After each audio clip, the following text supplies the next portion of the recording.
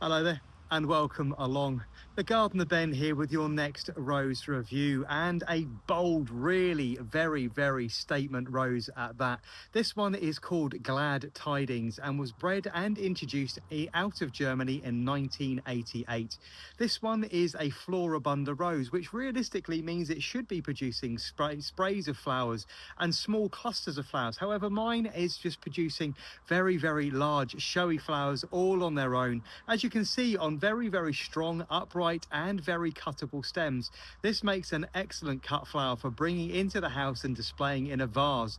It not only holds the form and texture of the flower very well on the actual plant itself, but holds up well once cut as well, creating a very upright and pleasing looking shrub reaching around 3 to 3.5 feet tall and a little over 2 feet wide. This one's perfect for growing at the front of a border, maybe as a low informal hedge, or like I've got it here in a large patio container on a patio terrace or maybe a balcony.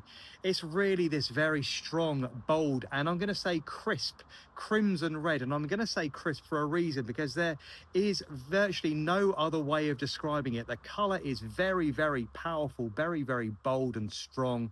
There's no bleaching to it whatsoever. It doesn't take on any burgundy edges. There's no ruffled sort of whites or creams to the flower whatsoever. A very clean and crisp, very lovely red indeed. It really is very pleasing.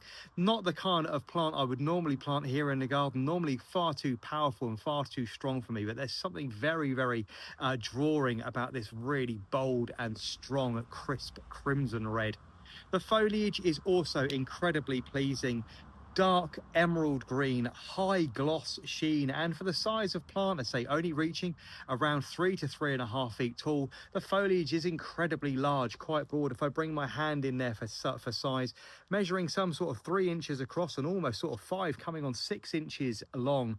There is a small amount of barbing along the back of the leaf axil, so you will have to remove the leaves if you want to cut Glad Tidings and bring it into the house. However, the stems themselves are virtually thornless. So I'm going to cut one of these beautiful red flowers for you and bring it close to the camera. Each flower measuring some 3 to 3.5 inches across. They're deeply textured, highly rosetted, with those central petals curling ever so slightly in around the sexual parts in the flower, right in the very center, which is why this particular flower lasts a nice amount of time on the actual plant itself.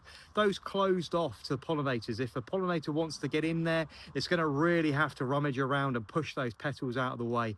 For a lot of our larger flying pollinators, for instance large bumblebees, solitary flying bumblebees, they're not going to be able to do that, which is why this one holds ever so well on the actual plant itself. Flowering freely all the way through the months of June, July into September and sometimes early October. It has a strong and fast repeat, producing many flowers which are, say, cuttable stems, bolt upright, and the flowers held upwards towards the sky, which is a really nice characteristic. Fragrance wise, I'm not picking up on a lot of this one at all. It's sweet and very pleasing, but it is very light. I'm going to be awarding Glad Tidings a 3 out of 10 for fragrance rating.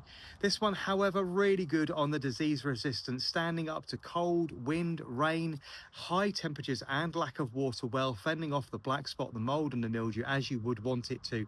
A high performing rose with good disease resistance. I'm pleased to offer this one a 7 out of 10 for disease resistance and offer it a low thorn count. As you can see, I've cut this stem here. It's not very long, only about 5 or 6 inches long, but there's very few thorns on the flowering growth whatsoever, making it absolutely ideal for cutting and bringing into the house if this bold and striking, crisp, clean red is something that you really want to be arranging. Maybe a good one for exhibiting if you're into cutting flowers and taking them to your local show, or maybe displaying at your local church.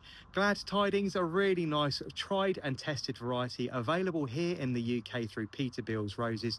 A really good and very powerful rose with a really strong colour which lasts very well on the plant.